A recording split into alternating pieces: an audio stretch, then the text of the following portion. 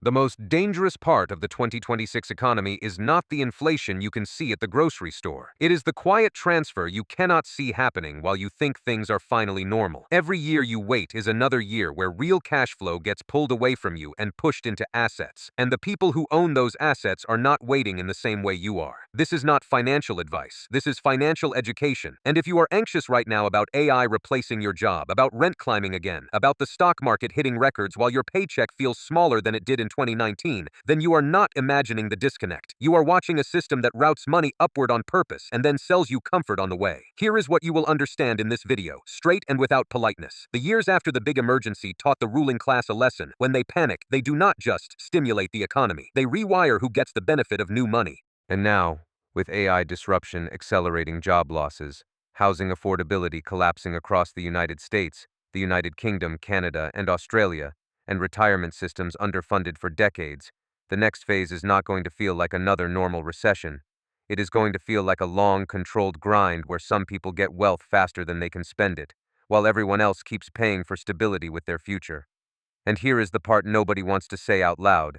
The United States does not simply respond to crises. It uses crises to restructure the advantage.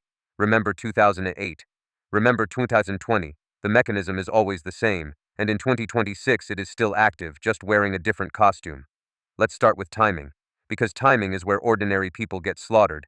You have been trained to treat interest rates like weather. Like if the Fed just makes them lower, things will get better. Like if inflation cools on paper, your life automatically improves. But money is not weather. Money is a power tool.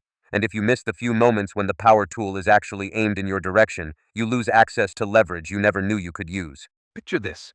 It is early 2026. You get a raise. It feels nice. Then you check your bank app again. Your rent is up. Your insurance premium is up. Your groceries are up. Your car payment is up because financing got worse for people who had credit. Your employer says, "We are doing our best." The headline says inflation is lower than before, but your real purchasing power still hasn't recovered. That means your salary buys less than it did before, even if prices stop rising as fast. Now connect that to what the market is doing. While real life feels tighter, the stock market keeps setting records or hovering near them. That does not happen because everyone suddenly became smarter. It happens because the flow of funds has changed, and the flow of funds is driven by central bank policy, not by your personal budgeting skills. In 2020, the world saw the playbook in plain sight. When the pandemic hit, markets didn't just drop. They dropped fast enough that trading had to be halted. People could not even sell their shares at normal speeds because the market structure was overwhelmed by the speed of price collapse. That was a technical emergency. But the financial response was moral theater. The panic was addressed with liquidity, and liquidity was manufactured through massive expansion of the Federal Reserve's balance sheet. The lesson was brutal and simple. If the system needs stability, they do not sacrifice asset prices. They protect asset prices. They slow the fall, and then they lift the floor under the assets using money creation. That means the people who get closest to the new money are the ones who benefit first. So yes, the market recovered, but not everyone recovered at the same rate. When stocks rebound, your paycheck does not automatically rebound. When rent rises, it does not discount itself because you read that interest rates are going down. The recovery was not a blanket, it was targeted like a laser, and it hit asset holders. Now fast forward to the political moment you can't ignore.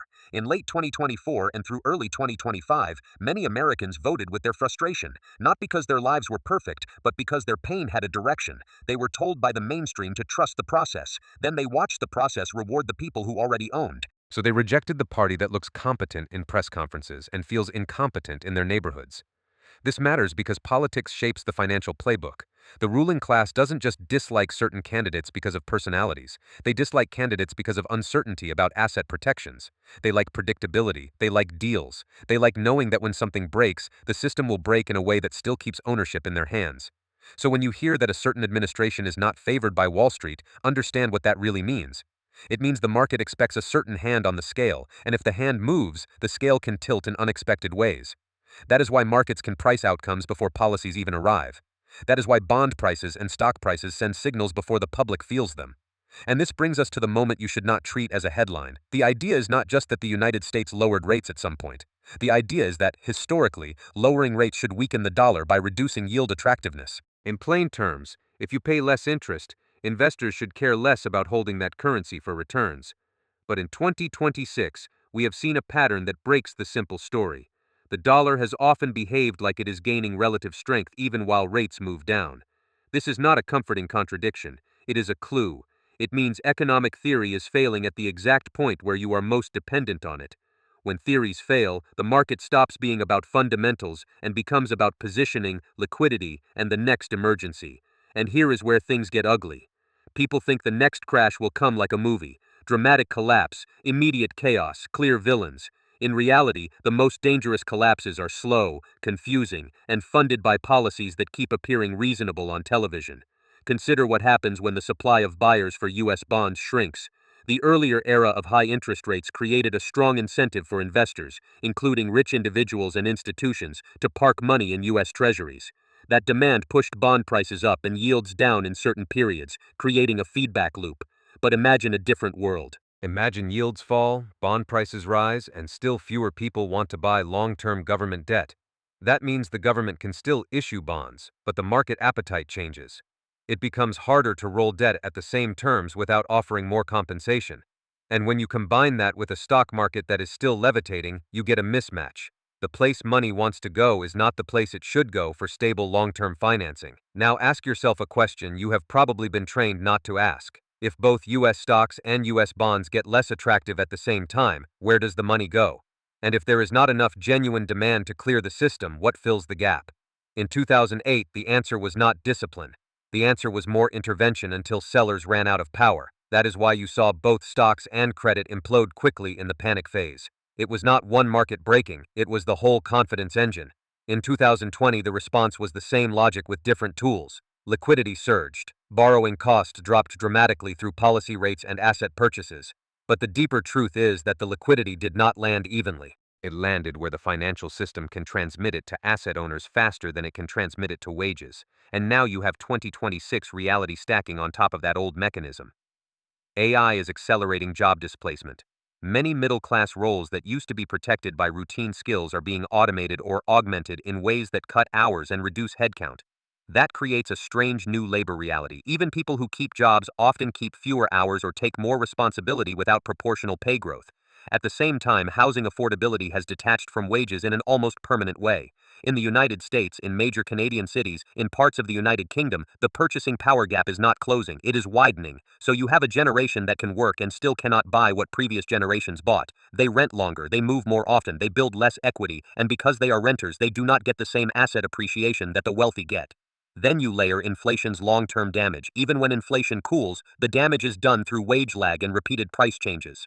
If a price rises while your wage is flat, the gap is not erased later just because a chart line looks better. Your lived experience is cumulative. All of this makes people easier to control because desperation makes you accept bad deals. It makes you believe your hardship is personal failure rather than system design. And that brings me to the next painful mechanism. A lot of the wealth you see in the market is not made the way you were taught in school. It is not made by working harder or waiting patiently for a rational valuation. It is made through leverage, through access to free money when others cannot get it, and through the simple fact that when asset prices are defended, asset owners can sell at higher prices. During rate cuts, the wealthy get a two-part advantage. First, lower rates reduce the cost of financing for those who already have credit. Second, lower rates increase demand for income-producing assets like treasuries and other securities, because they search for yield. So imagine a rich investor holding cash and bonds already. When rates fall, they do not need to rush into danger. They can hold existing positions, refinance, and keep control. Ordinary people do the opposite. Ordinary people experience rate cuts as maybe my mortgage will fall, and then discover their rent rises anyway. Or they experience rate cuts as maybe my savings earn more, and then learn that savings yields drop just as fast. Now zoom into a specific conflict that matters in 2026. Retirement systems are failing, pensions are underfunded, social security is getting stressed by aging populations. In many countries, the retirement age is delayed again and again, not because people are living forever by magic, but because payroll tax revenue is strained and trust is eroding. That means future retirees have less bargaining power. When retirement pressure grows, the financial system needs a new way to maintain the appearance of stability. That new way is not creating real wage prosperity. It is maintaining asset prices because asset prices are the easiest story to tell. They are liquid, they are visible, they are measurable. They are the dashboard that gives the impression the economy is fine. But if you are not an asset owner, you get the bill with no dashboard to soothe you. Your savings lose purchasing power. Your debt becomes harder to pay because wages lag. Your life becomes a sequence of negotiations with rising costs. And here is where you should connect this to AI, because AI is not just a technology, it is a labor restructuring device. It changes who gets paid for what. If AI automates tasks, the bargaining power of workers decreases. If companies can do more with fewer employees, the threat of job loss pushes wages down or keeps them flat. Then the wealth created by automation concentrates among those who own the capital, the data, and the platforms. So even if the economy grows, you can still feel poorer. In fact, in 2026, growth with concentration is often a recipe for feeling trapped. Now let's make it concrete with a micro story. Imagine you are 32. You are a nurse named David. You work shifts, you do overtime, you swallow fatigue because you have bills. You did not choose your situation. You just ended up there. In 2020, you kept showing up. In 2021, you watched the market rebound and heard people talk about passive income like it was a birthright. David starts looking online for options. He tries to learn investing. He hears that when the Fed cuts rates, markets can rise. He also hears that stocks are long-term. So he invests a small amount into a broad index fund because he wants something safe. Then rent rises, insurance rises, car repairs happen. One year you get hit with a medical expense not covered. David does not stop paying his mortgage, he just delays a few upgrades. He sells some investments to cover the gap. It is not because he is irresponsible. It is because life does not pause for macroeconomics. Meanwhile, someone else buys the dip. Not with emergency funds, not with stress, with access to credit that is cheap, with institutions that can rebalance and absorb losses through balance sheets that average losses over millions of transactions. David experiences investment like a tug of war. The wealthy experience investment like a managed machine. And this is why the system keeps breaking your expectations. It is not that markets never make sense. It is that markets are designed to reward the people who have the ability to stay in the market during stress. Everyone else is forced to leave. Now we arrive at the next dark truth. When central banks intervene, they do not just influence prices, they influence which assets can be held without punishment. That changes corporate behavior at the top. A corporation's incentives matter.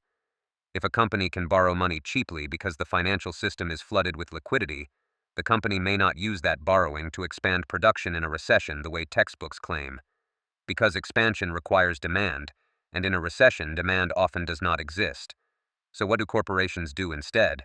They do what maximizes their stock price and their leadership compensation. They buy back shares. They support their own valuation. They use capital markets to transfer wealth to shareholders rather than to wage growth. This is the part where your anger should sharpen into understanding, because if you think corporate borrowing in a crisis is primarily for job creation, you are being lied to by a simplified narrative. In 2020, when rates were cut aggressively and liquidity was abundant, many of the biggest firms did not simply reinvest like heroes. They bought back their own stock. That supported prices and rewarded existing owners. It also gave executives a reason to claim the system was working. While you were working more just to keep up with costs, the corporate machine was optimizing for shareholder outcomes. In the short term, that can look like prosperity on a chart, but it is not prosperity that filters down automatically. It is prosperity that stays at the top unless wages and bargaining power rise at the same time. And in 2026, bargaining power for most workers is not rising. AI pressure and labor restructuring keep it weak. Now here comes the cliffhanger that makes the previous decades look like setup rather than resolution. Suppose the next political transition changes the timing of liquidity support. Suppose bond demand weakens further. Suppose the appetite for US debt falls even as stocks appear elevated. Then the system has a choice. It can allow a correction in stocks and credit, or it can keep stocks and protect credit by pushing more money through the system. Those are not equally painful options. One is painful for asset holders. The other is painful for the long-term stability of the entire structure. In plain terms, if the market cannot clear naturally, someone has to force the clearing. That someone is usually the central bank or the institutions it influences. So what happens when you have fewer buyers for US bonds at the same time stocks keep climbing? You get a mismatch that can look like strength but behaves like a loaded weapon. The price can stay elevated until it suddenly cannot. And when it fails, you might see something close to the 2008 pattern where both stocks and bonds sell off. Because correlation in panic periods becomes brutal. People sell whatever they can sell. They don't sell what they believe in. They sell what has liquidity. Now, you might be wondering, why did the market seem to ignore bad news for so long? Here is a mechanism you should understand. When prices rise, fewer people feel like they need to buy because the fear is not active. When prices fall, everyone Everyone rushes to exit. That creates asymmetry. Volume and liquidity tell you this if you know what to look for. Thin buying on the way up can still produce gains if sellers are absent, but heavy selling on the way down crushes prices quickly. That is why the markets can look stable until they do not. It is not that nothing is wrong. It is that the error is delayed. The system is waiting for liquidity to run out. In 2026, the system is not running out of liquidity because the central bank will not let it. The risk is running out of tolerable outcomes. This is where your anxiety about the future becomes rational, because if asset prices are maintained by repeated interventions, the economy can become less productive while financial fragility rises. You end up with a world where more money is needed to achieve the same stability, and then you need more political control to keep the story consistent.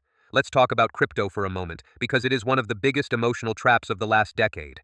Crypto promised freedom from banks and government manipulation, but regulation and institutional adoption changed the game. In 2026, institutional involvement is massive, and banks and large financial institutions effectively control a large portion of market structure. Retail can trade it, but the real power sits where liquidity sits. So when you see people promoting passive income in crypto, understand what that often means in practice. It means they are taking risk you do not fully understand and selling it to you as a lifestyle choice. The deeper truth is that when markets are supported by cheap liquidity, speculators benefit.